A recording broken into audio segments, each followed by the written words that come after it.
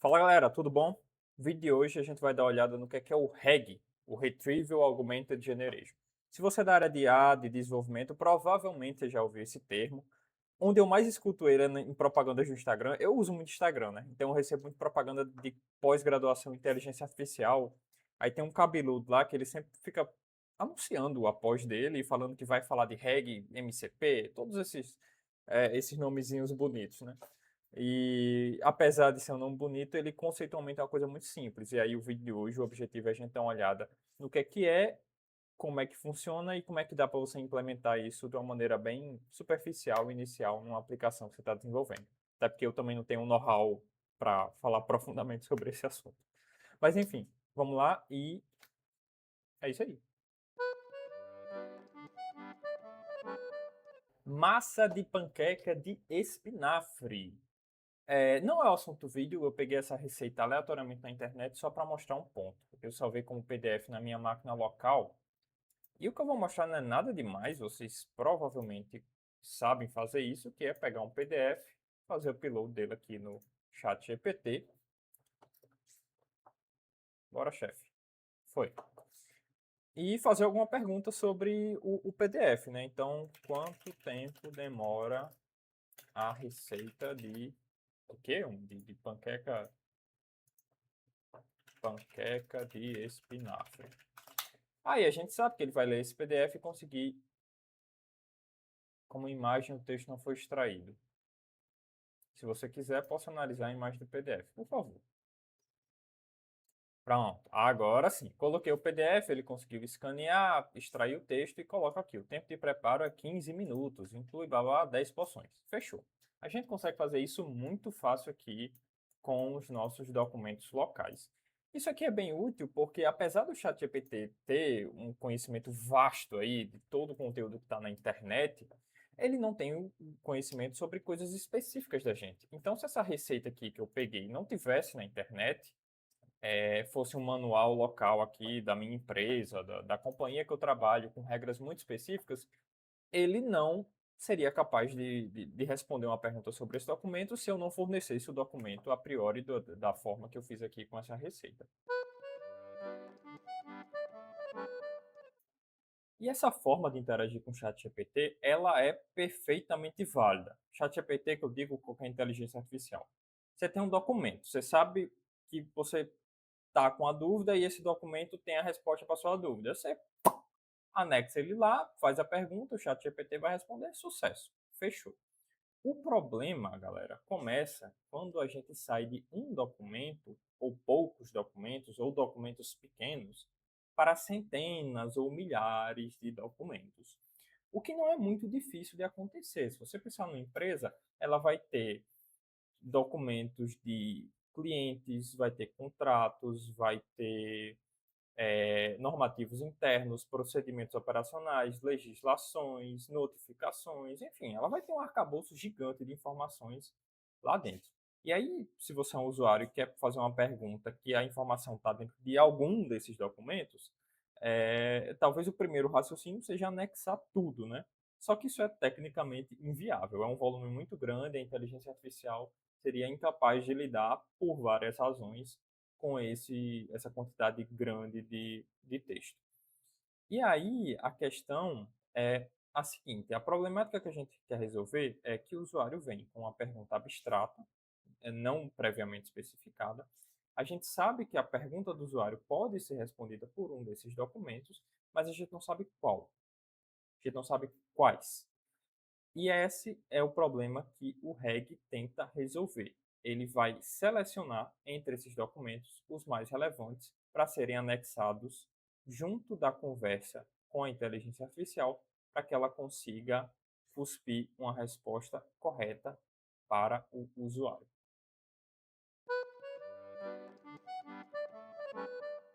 Eu não vou me aprofundar muito em embeddings porque é um assunto meio enrolado, mas eu vou dar o basicão para a gente conseguir compreender como é que o REG funciona.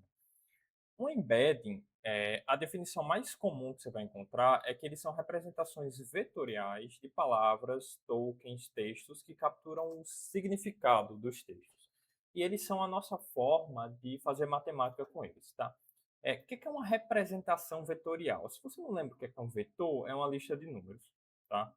É bem trivial mesmo. Então, tem um vetor V, ele vai ter 1, 3, 8 e 9.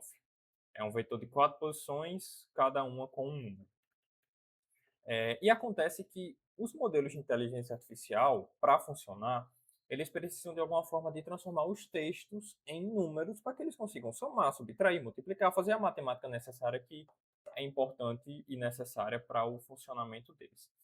E aí, na prática, cada palavra vai ser associada com um vetor.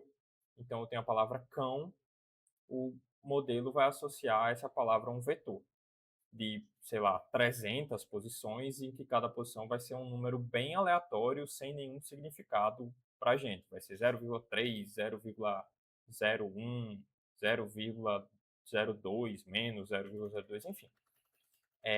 O modelo associa cada pedaço de texto com um vetor para que ele consiga fazer a matemática.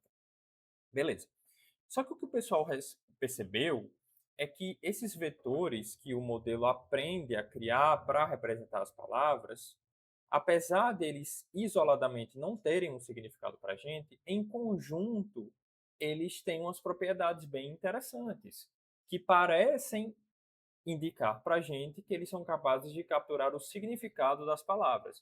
E aqui algumas imagens que representam mais ou menos isso.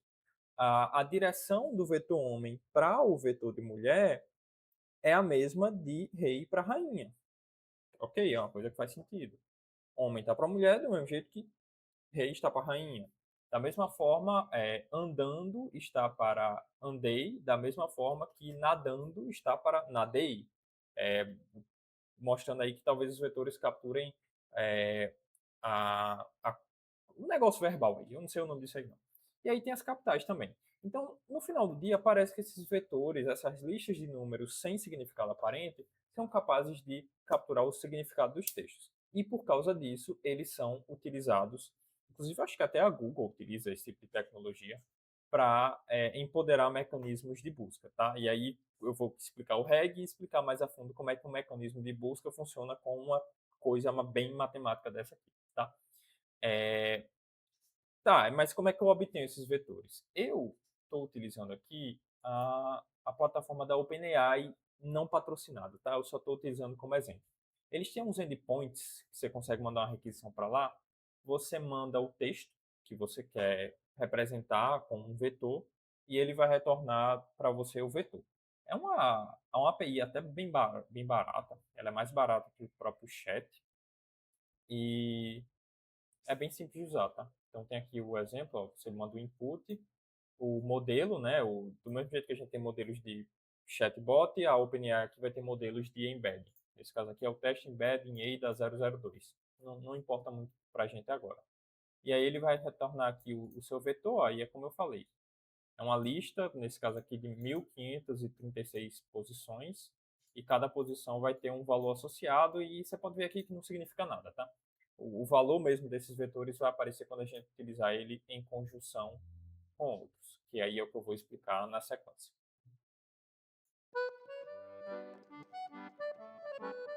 Beleza, galera. Agora que vocês já sabem o que é um embed, pelo menos superficialmente, como é que a gente consegue utilizar isso para fazer uma ferramenta de buscas? E primeiro a gente tem que entender que é possível calcular entre os vetores uma distância. E aí eu fiz aqui um cálculo bem rudimentar para mostrar como é que isso funciona. Eu tenho dois vetores de 4 posições e uma forma de eu calcular a distância é fazer a diferença de cada uma das posições e somar no final. Então 0 para 3 é 3, 1 para 2 é 1. E aí calculo em todas as dimensões e somo no final. Na prática, a gente utiliza outras métricas, tá? Isso aqui é uma métrica L1. A gente utiliza Pitágoras, seno, cosseno, enfim, várias coisas. Mas não importa agora. O que importa é a gente consegue calcular entre os vetores uma distância e normalmente essa distância numérica também está associada com a distância de significado. Vetores próximos geralmente têm significados próximos. O vetor de cachorro está mais perto do vetor de cão do que está perto do vetor de casa. O vetor de casa está mais perto do vetor de moradia do que está do vetor de galáxia. O vetor de galáxia está mais perto do vetor de constelação. E por aí vai. É uma coisa que empiricamente a gente percebeu. E é justamente isso que a gente utiliza para construir um modelo de busca. Porque olha só, a gente tem os documentos da nossa base. E aí cada um desses documentos vai falar de um assunto, tá? Eu coloquei aqui assuntos bem divergentes, mas a sua base vai ter cada documento falando de um assunto também. Esses verdinhos aqui falam sobre ovo, os azuis falam sobre tecnologia e o vermelho fala sobre saúde. Cada um deles vai falar sobre um assunto. E aí o usuário vai entrar com uma pergunta: como funciona a produção de ovos? O cara que fala disso é esse segundo cara aqui. Como é que eu associo essa pergunta do usuário a esse texto? E aí é que entra a metodologia. O primeiro passo é a gente pegar essa nossa base inteira e calcular o embedding de cada um dos textos, tá?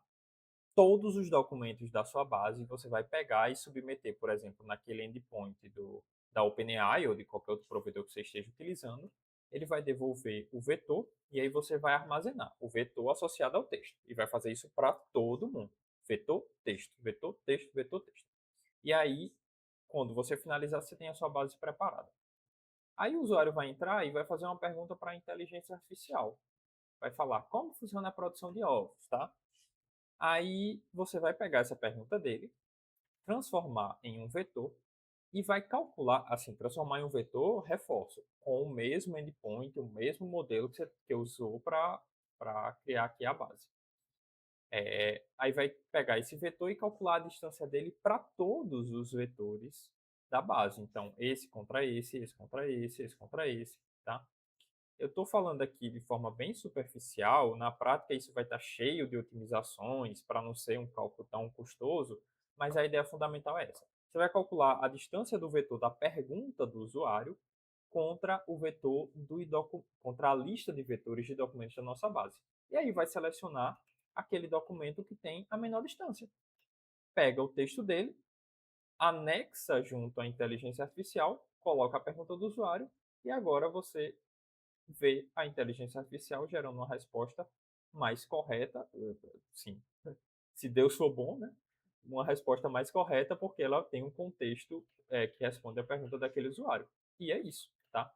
No caso, a gente faz isso com toda a interação do usuário. Ele falou aqui como funciona a produção de ovos, mas se ele perguntar como funcionam as vacinas, a gente vai, calcula o vetor dessa pergunta, compara com toda a base e pega o mais similar. A gente espera, né, que o mais similar seja esse aqui que fala sobre saúde e vacinas. Isso que eu apresentei agora é praticamente o REG, tá? Ele só tem mais umas chaticezinhas que a gente tem que tratar e que normalmente aparecem pareia com ele nas implementações. O primeiro é o chunking, porque até o momento eu tenho tratado como se cada documento você simplesmente calcula o embedding dele e armazena na base, né? Sendo que na prática os documentos podem variar muito de tamanho. Você pode ter um documento que é muito grande, que trata de muitos assuntos, e um documento que é muito pequeno, que trata só de um assunto.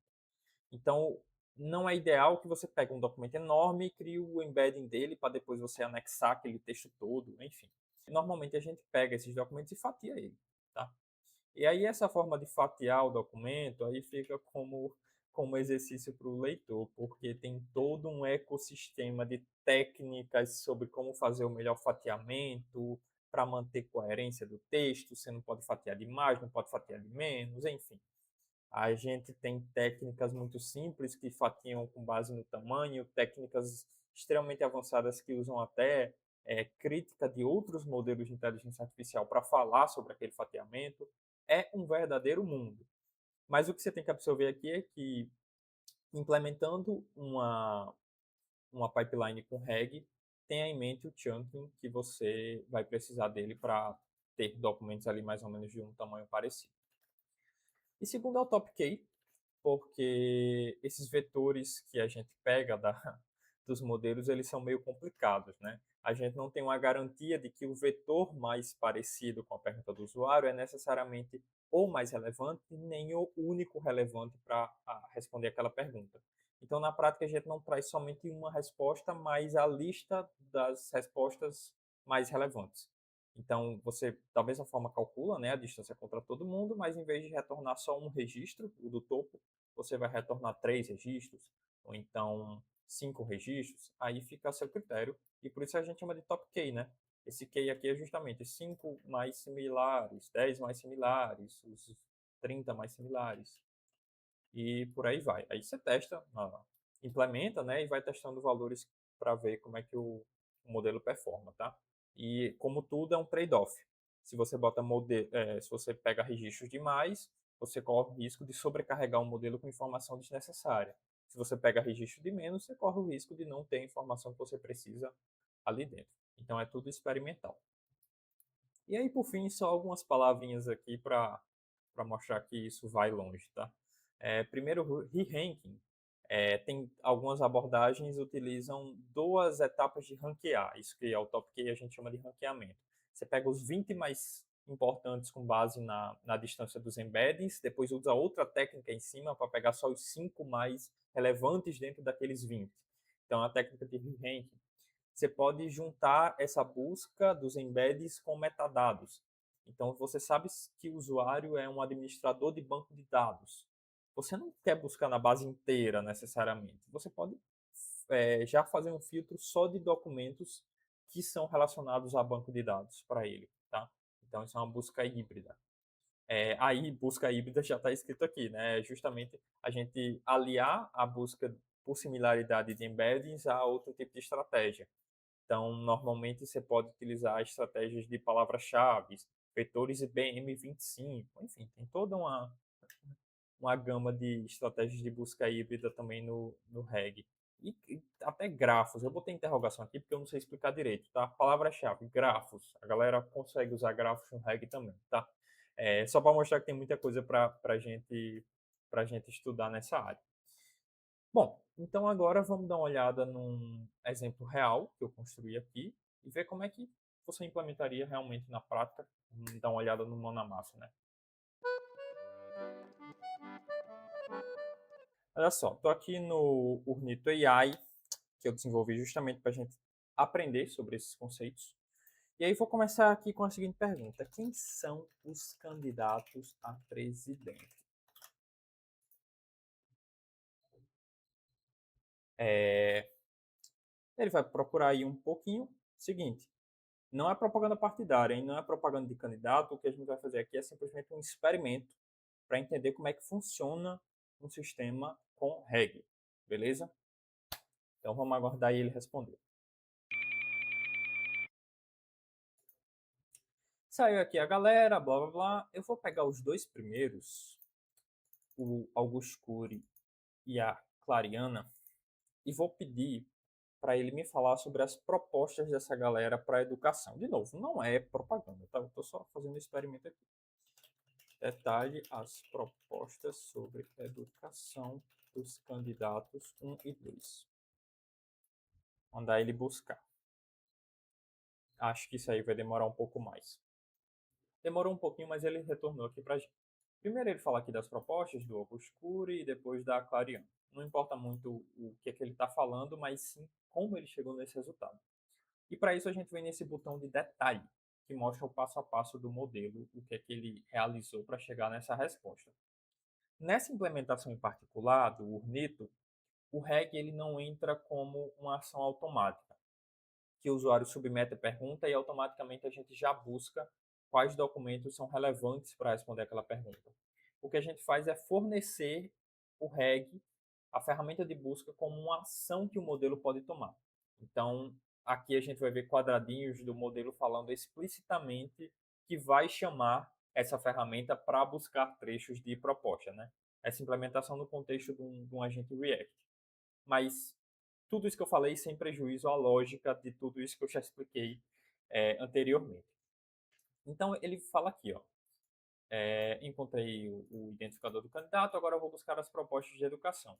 E aí ele chama essa ferramenta e dentro dessa ferramenta ele passa um parâmetro chamado query. E essa query é exatamente o que a gente vai transformar em vetor para procurar na nossa base. Então ele passou aqui educação, a gente pega esse textinho de educação, transforma em vetor, compara com a nossa base e traz os resultados mais relevantes. Com o detalhe que, nessa ferramenta de busca em específico, a gente já passa também como filtro quem é o candidato. Então, ele só vai buscar trechos relacionados eh, a essa consulta dentro da proposta daquele candidato. E aqui são os trechos, tá? Cada quadradinho desse é um texto. E aí vai ser o texto da proposta mesmo dele, né? Educaramento, formar pensadores, blá blá blá blá, blá, é um trecho. Aqui é outro, e aqui é outro. Foi o que eles encontrou. Eu estou utilizando aqui o máximo de 5, eu acho. Ele encontra no máximo 5 fatias de texto pra gente. E aqui o da outra menina, né? Ele tem aqui um trecho e outro trecho. E aí, a partir desses trechos, ele consegue gerar essa resposta, que é o que ele escreveu aqui embaixo. Isso aqui é uma ferramenta bem simples que eu desenvolvi para consultar a base localmente, para a gente ver um pouco mais das entranhas do negócio, né? Do baixo nível. Vou colocar aqui o que seria a mensagem de um usuário, saúde pública e da mulher, e clicar em buscar. Quando eu clico em buscar, ele pega esse texto, cria um embedding lá junto da OpenAI, e aí eu pego esse embedding, comparo com a minha base local e trago os 20 documentos mais relevantes. Esse aqui é o embedding. Vocês podem ver, ó, é para valer, esse aqui é real, é só uma ruma de número, não dá para tirar muito dele não.